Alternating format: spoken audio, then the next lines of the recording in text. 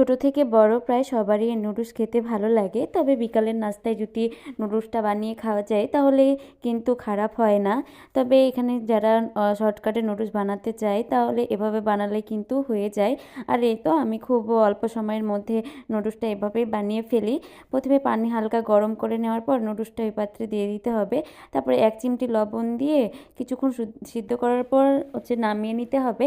এরপর অন্য একটা পাত্রে এই যে পেঁয়াজ আর লবণ হালকাভাবে ব্রাউন কালার করে নিতে হবে। এরপরে ডিমটা দিয়ে দিলে ডিমের মধ্যে হালকা একটু লবণ আর এই তো হলুদ দিলে ডিমের কালারটা সুন্দর আসে আর নুডলসটা দেখতেও ভালো লাগে রান্নার পর। তবে এই তো ঢেলে রাখা নুডলসটা এখন দিয়ে দিতে হবে, হালকা নাড়াচাড়া করলেই কিন্তু নুডলসটা রেডি হয়ে যাবে।